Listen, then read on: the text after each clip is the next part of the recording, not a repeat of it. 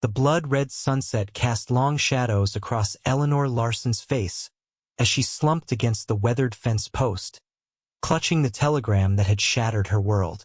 Barren. Her husband had called her in his farewell message, a cold declaration that after 3 years of marriage and no children, he was leaving her for a woman who could give him sons. A single tear splashed onto the paper as the distant sound of hoofbeats grew louder behind her. Fort Stanton, New Mexico Territory, 1878, was unforgiving to a woman alone.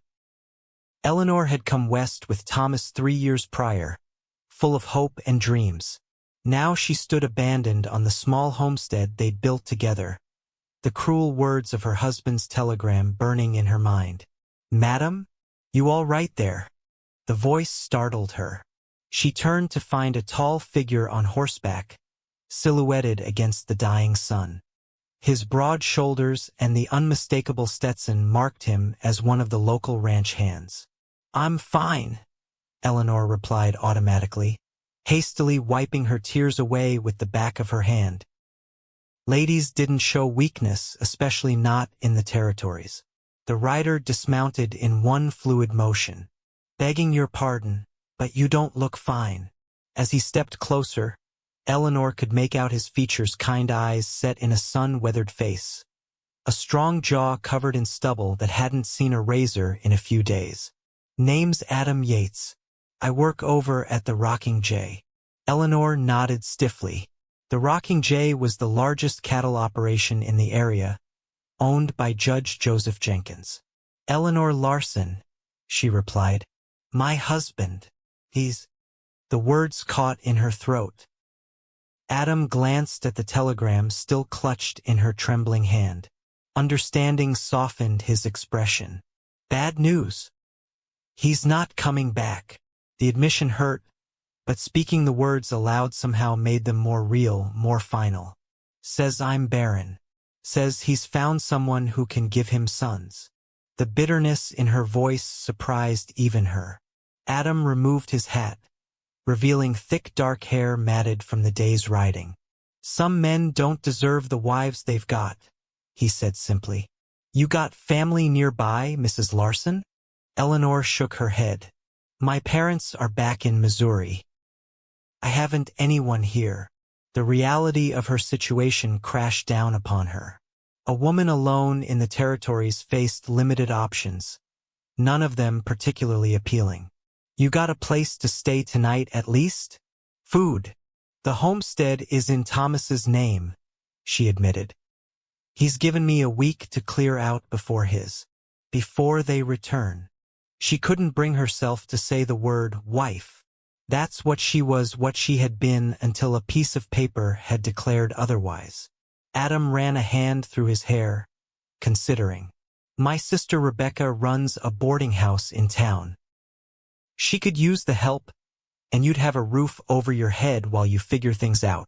Eleanor stiffened. "I don't need charity, Mr. Yates." "Not offering charity, madam. Offering a fair trade work for lodging." He replaced his hat. "Rebecca's a widow herself. Lost her husband to pneumonia 3 winters back. She'd welcome the company, I expect." Before Eleanor could respond, a distant rumble of thunder rolled across the plains. Adam glanced at the darkening sky. "Storm's coming. Let me help you gather your things. We can make town before it hits if we ride double." "I couldn't possibly, Mrs. Larson," he interrupted gently. "Pride's a fine thing, but it won't keep you dry when the heavens open up. Let me help. You can tell me to go to blazes tomorrow if you'd like." A faint smile tugged at Eleanor's lips despite herself. There was something about Adam Yates that inspired trust, a steadiness that reminded her of the solid oak trees that had surrounded her childhood home. "Very well, Mr. Yates. I accept your help for tonight." As they rode toward Fort Stanton with the first fat raindrops beginning to fall, Eleanor clutched her small bundle of possessions and wondered what tomorrow would bring. She had come west as a bride, filled with hope. Now she rode as a castaway, uncertain of her future but determined to survive. Rebecca Yates was nothing like Eleanor had expected. Tall and robust with laughing eyes and a no-nonsense manner, she welcomed Eleanor into the boarding house without a hint of pity or judgment. "Adam's got a habit of bringing home strays," she said with a wink, as she showed Eleanor to a small but clean room on the second floor. "Though usually they've got 4 legs, not 2. "I won't be staying long," Eleanor assured her.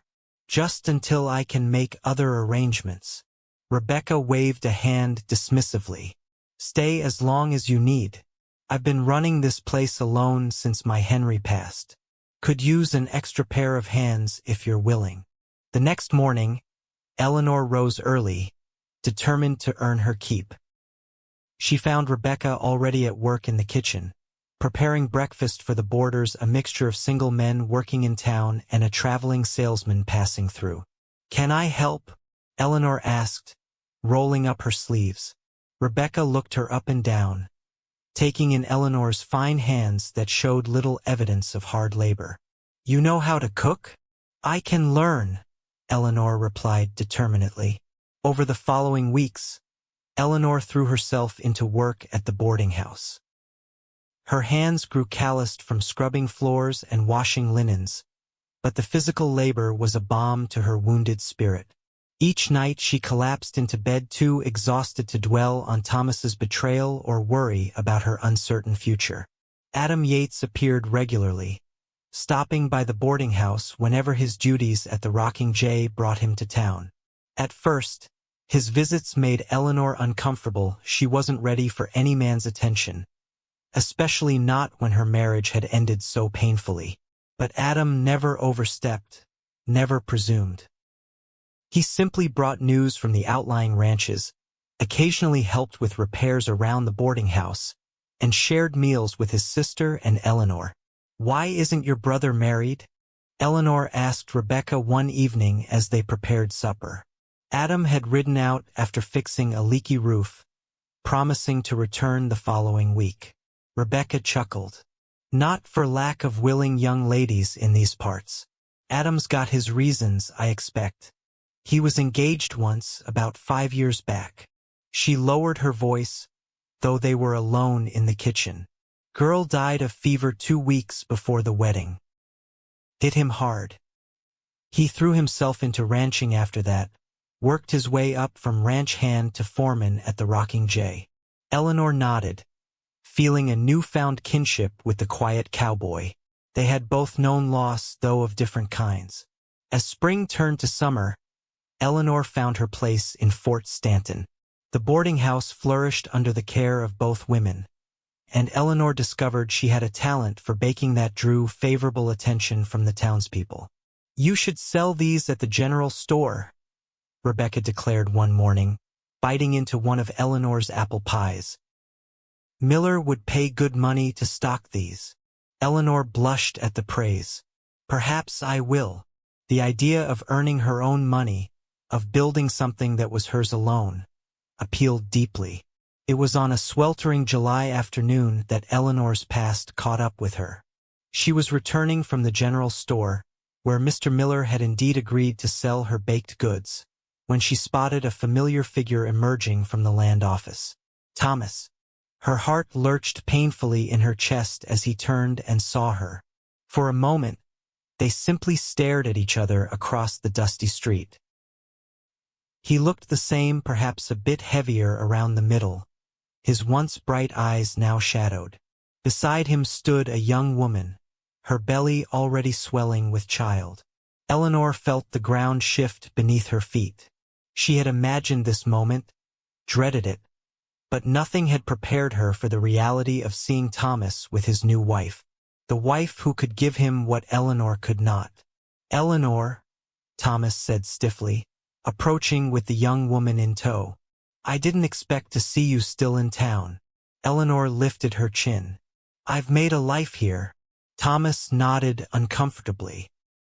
"This is Martha," he said, gesturing to the woman beside him. "My wife."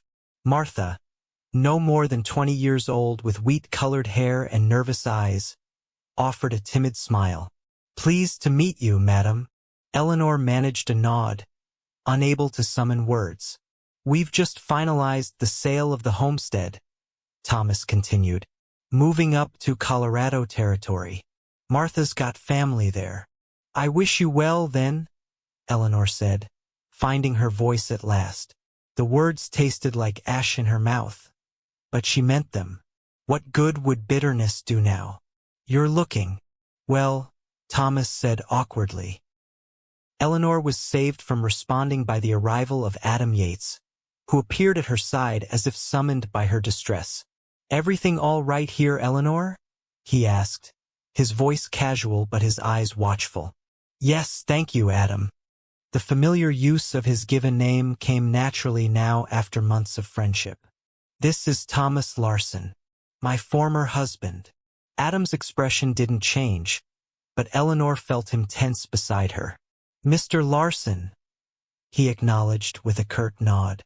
Thomas looked between them, a frown creasing his brow. "I see you've found companionship." The implication stung, but before Eleanor could respond, Adam spoke.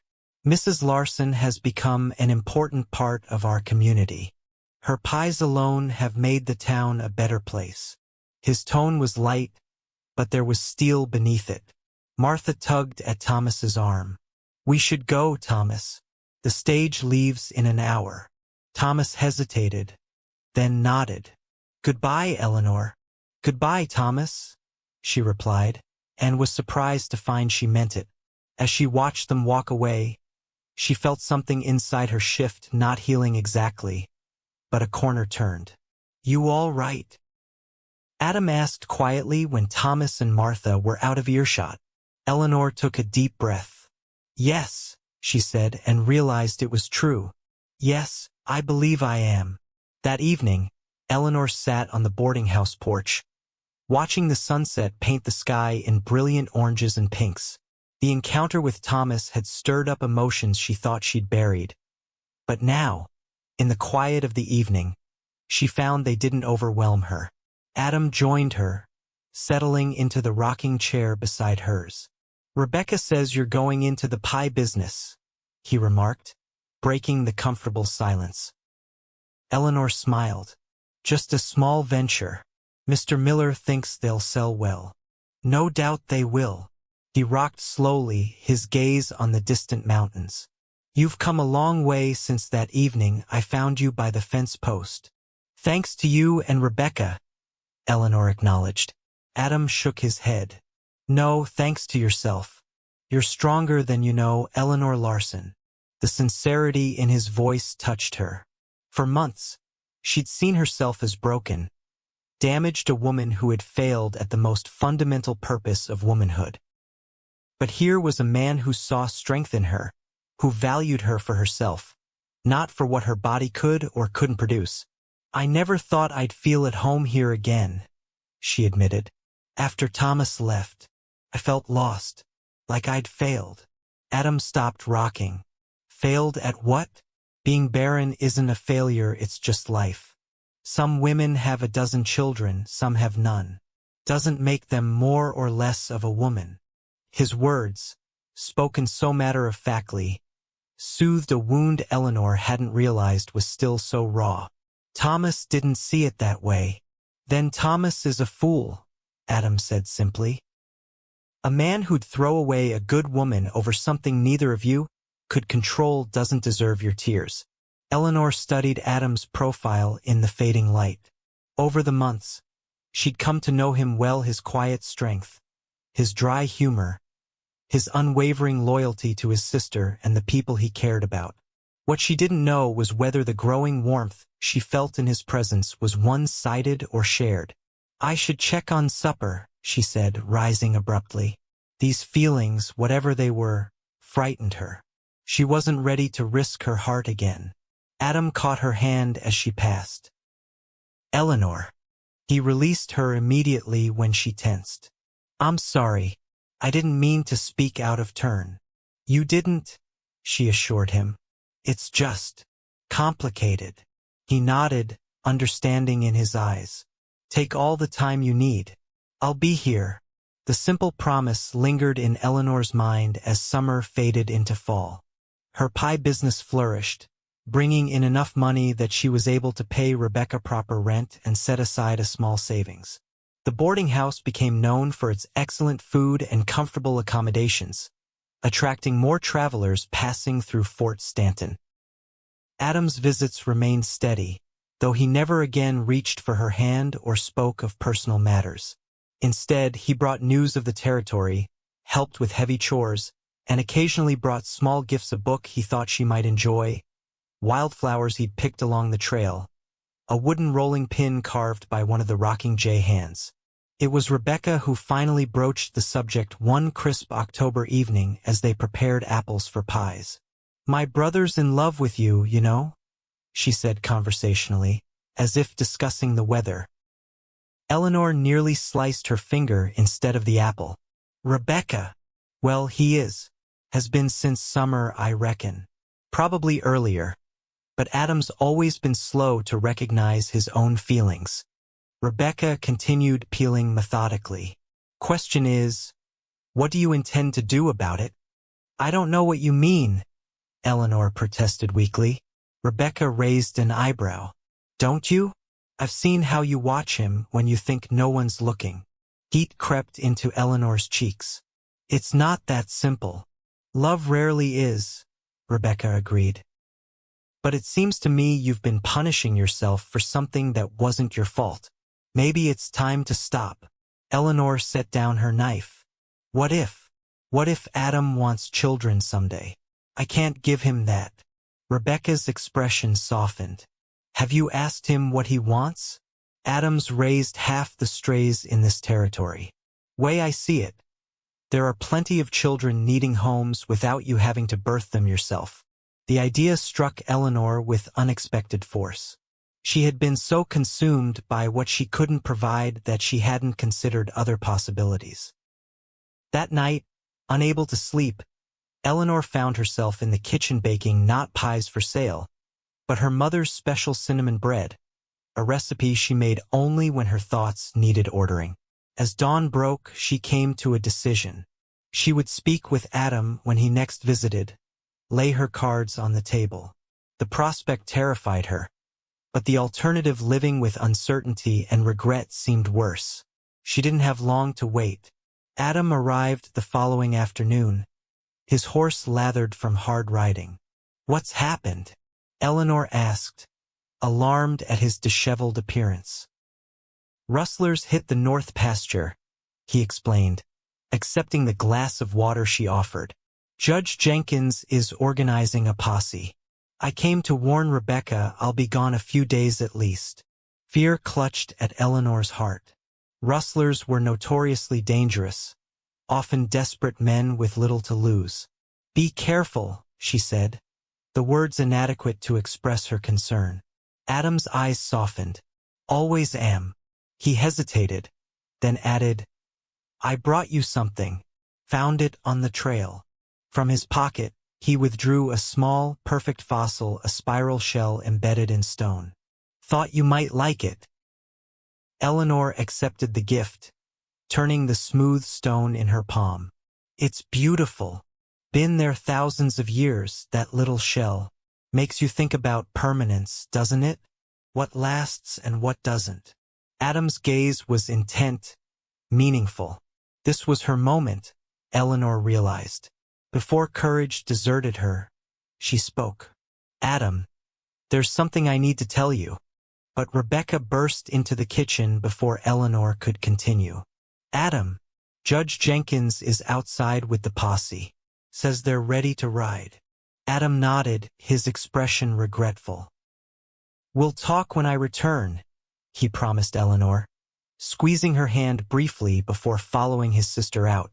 The next 3 days were the longest of Eleanor's life. She threw herself into work, baking more pies than the store could possibly sell, scrubbing the boarding house until every surface gleamed. Rebecca watched her with knowing eyes but said nothing. On the 4th day, as Eleanor was hanging laundry in the yard, hoofbeats announced a rider approaching. Her heart leaped, then fell as she recognized not Adam but one of the other Rocking J hands, a young cowboy named Billy. "Mrs. Larson," he greeted, dismounting. His expression was grave. There's been trouble. The world seemed to tilt beneath Eleanor's feet. Adam, he's alive, Billy assured her quickly. But hurt bad. Took a bullet meant for the judge. Doc's with him now at the ranch, but he's asking for you. Relief ward with renewed fear. I'll come right away. I'll saddle a horse, Rebecca said from behind her. Eleanor hadn't realized she was there. You go pack what you'll need. The ride to the rocking J seemed endless, though Billy set a brisk pace. Eleanor's mind raced with terrible possibilities. How badly was Adam hurt? Would he recover? And underneath it all, a painful truth she could no longer deny: she loved him. Had perhaps loved him since that first evening when he'd offered help without judgment. The Rocking J ranch house was larger than Eleanor had imagined. A sprawling single-story structure built of sturdy logs with a wide porch wrapped around 3 sides. Judge Jenkins himself met them at the door. His usually imposing figure stooped with worry. Mrs. Larson, he greeted her. Adam's in the back bedroom. Doc Simmons is with him. How is he? Eleanor asked, dismounting with Billy's assistance. The judge's weathered face was grave. Bullet missed his heart, but not by much. Lost a lot of blood. Doc says the next day or so will tell. Eleanor nodded, steeling herself. May I see him? Of course. He's been asking for you since we got him back. The judge led her through the house to a small bedroom at the rear. He saved my life, you know. Saw the rustler taking aim and pushed me aside. Took the bullet himself. That sounds like Adam, Eleanor said softly. Doc Simmons looked up when they entered. His spectacles perched on his nose and his shirt sleeves rolled to the elbow. Mrs. Larson. Good. Maybe you can get him to rest. Been fretting something fierce. Eleanor approached the bed hesitantly. Adam lay pale and still, his chest bound with bandages that showed spots of red. His eyes were closed, his breathing shallow. Adam? She said softly. His eyes flickered open, focusing slowly. Eleanor. The single word seemed to cost him great effort. You came. Of course I came. She took his hand, alarmed at the coolness of his skin. How could I not? The doctor and the judge discreetly withdrew, leaving them alone. Adam's fingers tightened weakly around hers. Thought I might not get to tell you, he murmured. Tell me what? Eleanor asked, brushing damp hair from his forehead. That I love you.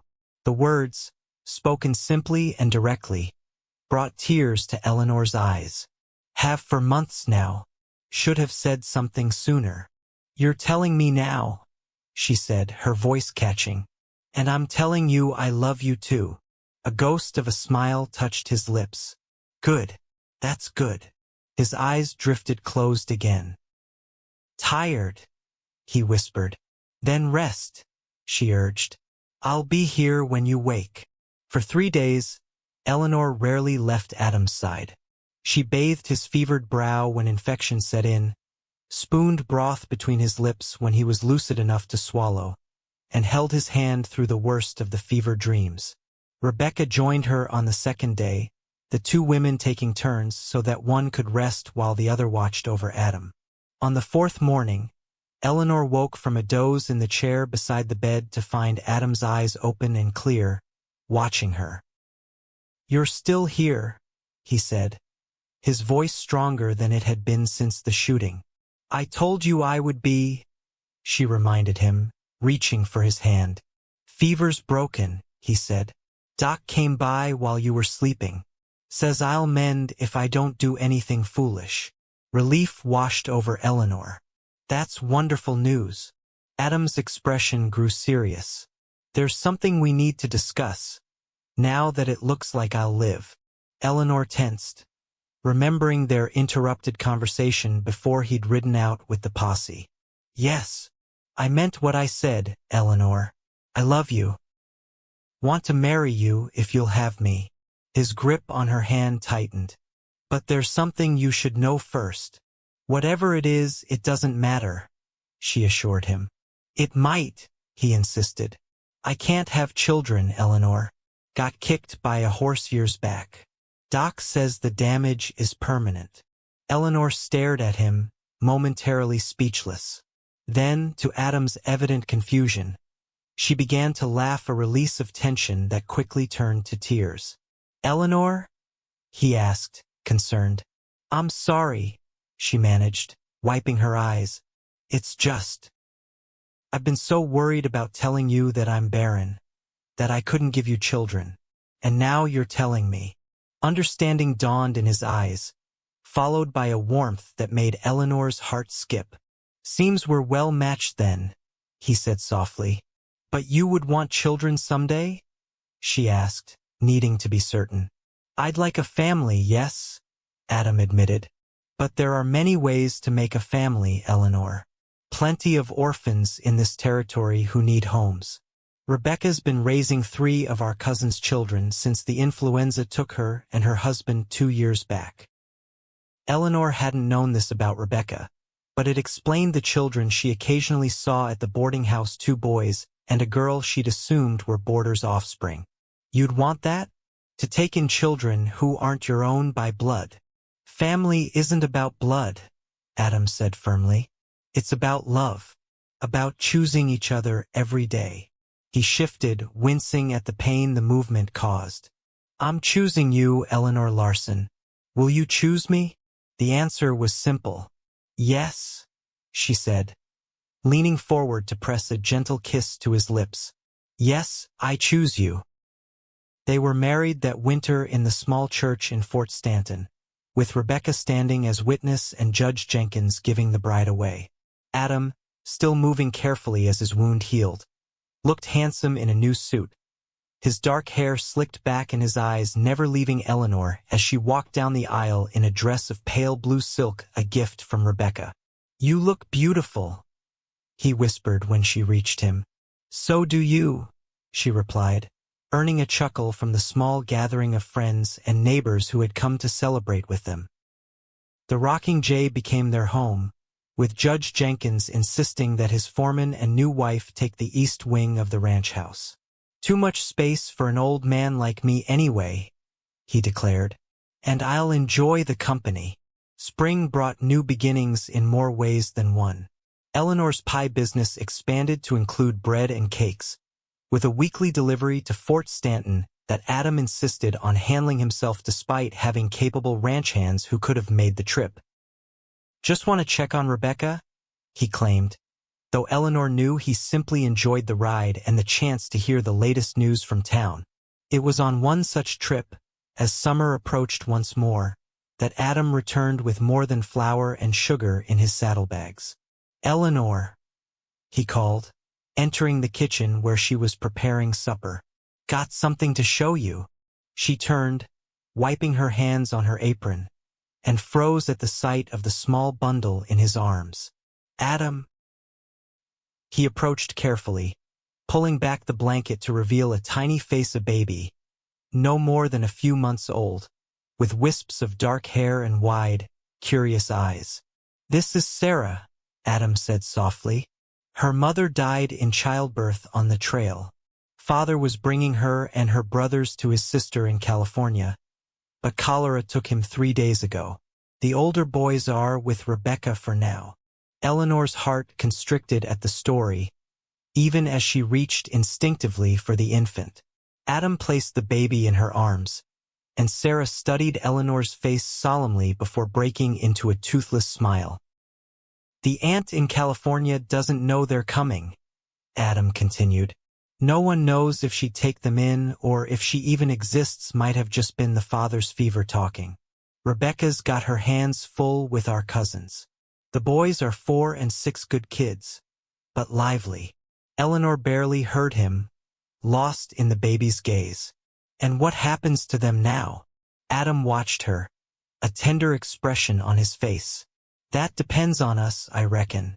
Judge Jenkins already said he'd be proud to have some young uns running around the place. Said it might keep him young. Eleanor looked up, hope blooming in her chest. "You mean? I mean we could give them a home, Eleanor. All three of them. If you want to." Did she want to? Eleanor looked down at Sarah, who had fallen asleep in her arms. Tiny fingers curled around one of Eleanor's own. She thought of the empty cradle she'd once rocked, dreaming of a child who never came.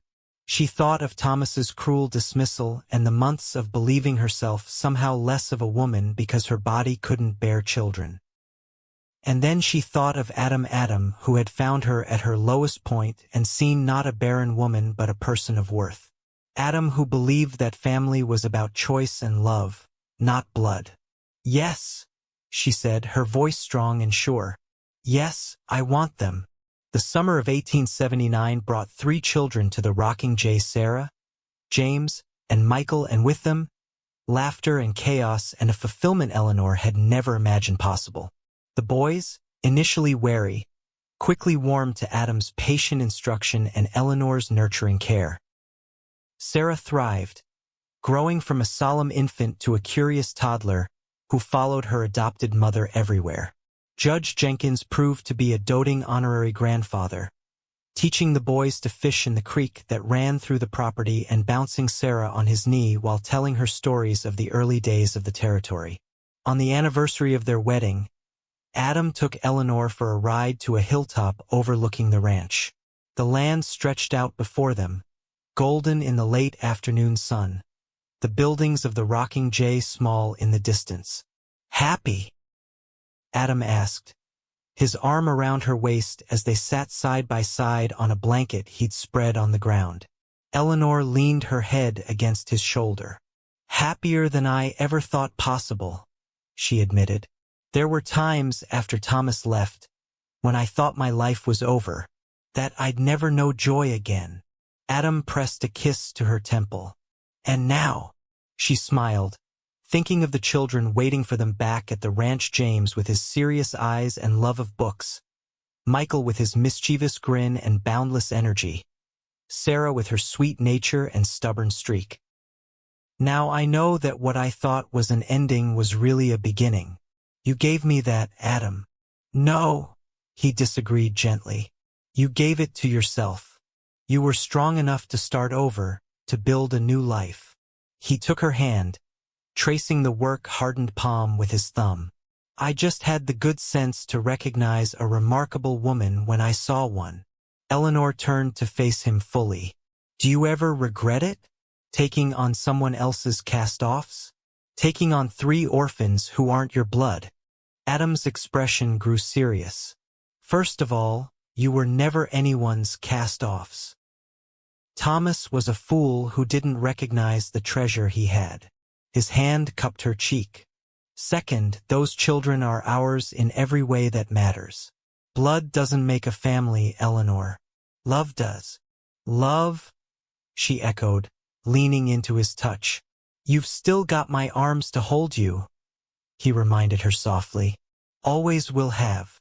As the sun set over the New Mexico territory, casting long shadows across the land they'd come to love, Eleanor Yates knew she had found her place in the world not as an extension of a husband or as a vessel for children, but as herself. A woman who had walked through fire and emerged stronger. A woman who had discovered that family could be chosen, that love could be found in the most unexpected places. And as Adam's lips met hers in a tender kiss that spoke of promises kept and a future still unfolding, she knew that the barren arms that had once defined her were now full to overflowing with children to nurture, with work that fulfilled her, and with a love that had seen beyond her scars to the woman beneath. 5 years later, the rocking J had grown to include not just James, Michael, and Sarah, but 2 more children, twins, a boy and a girl named Samuel and Ruth, whose parents had died when their wagon overturned crossing a river. The Yates family was known throughout the territory for their open hearts and open home, a place where lost souls could find refuge. Eleanor's bakery in town, run now with Rebecca's help, had become a gathering place for the community. The simple pies that had once been a way to earn a living had expanded into a thriving business that employed 3 local women and shipped goods as far as Santa Fe. Adam had taken over management of the Rocking J when Judge Jenkins passed peacefully in his sleep the previous winter, leaving the ranch to the man he'd come to consider a son. The judges had specifically mentioned my grandchildren, referring to the 5 Yates children he doted on in his final years. On a crisp autumn evening, with the children finally asleep after a day of harvesting the kitchen garden, Eleanor joined Adam on the porch swing. He draped a blanket over their laps against the growing chill and pulled her close against his side. "Good day?" he asked, pressing a kiss to her temple. "The best," she replied, settling against him. "Sarah helped me preserve the last of the tomatoes. That girl has a real talent for cooking." Adam chuckled. "Takes after her mother." Eleanor smiled at that. After 5 years, she no longer thought of the children as anything but theirs. Blood meant nothing compared to the daily acts of love and care that had forged them into a family. "James got a letter from that school in Denver," Adam said, his voice carefully neutral. At 12, their eldest son showed a remarkable aptitude for mathematics and science, drawing the attention of a prestigious academy. "And," Eleanor prompted, sensing there was more, "they're offering him a scholarship. Full tuition, room and board." Pride and worry warred in Adam's voice. "It's a fine opportunity." Eleanor nodded, her own heart similarly conflicted. "It is, though I'd miss him terribly." "He'd come home for holidays," Adam reasoned, "and it's only for a few years. The education he'd get." He trailed off. "But it's his choice. And yours too, of course." "Ours," Eleanor corrected gently. "We'll talk to him tomorrow, see what he wants." They sat in companionable silence for a time, the swing creaking softly, the distant howl of a coyote the only sound breaking the quiet of the night. "Did you ever imagine this?" Eleanor asked finally. "That night you found me by the fence post with Thomas's telegram. Did you ever imagine we'd be here?" Adam considered the question. "Not exactly this," he admitted. "But I knew there was something special about you. Something that made me want to help, to know you better." He looked out over the land that was now their legacy to their children. "I thank God every day that Thomas Larson was a fool." Eleanor laughed softly. "As do I." She turned to face him, studying the face she'd come to know as well as her own, the crinkles at the corners of his eyes deepened by years of sun and laughter. The strong jaw softened slightly with age but no less handsome for it. "I love you, Adam Yates. And I love you, Eleanor Yates." His kiss was gentle, familiar, yet still held the power to make her heart race. "Not bad for a couple of broken people, huh?" Eleanor shook her head. "We were never broken, just waiting to find the right pieces to make us whole." As the stars emerged in the vast New Mexico sky, Eleanor reflected on the journey that had brought her here. The pain of Thomas's rejection had faded to a distant memory, overshadowed by the joy she'd found in the life she and Adam had built together. Their family might not have come about in the traditional way, but it was no less real, no less precious for that. The barren arms that had once defined her now rocked children to sleep, kneaded bread for her family, and held her husband close in the quiet of night. They were arms that had learned to build rather than simply hold, to create a life rather than wait for one to be given. And as Adam guided her to her feet and led her inside to their bedroom, Eleanor knew with absolute certainty that she had found her true home not in a place, but in the hearts of the family they had chosen and who had chosen them in return. The door closed softly behind them, the light from their window casting a warm glow across the yard, a beacon of love in the wild frontier, a testament to the healing power of being truly seen and valued for exactly who you are.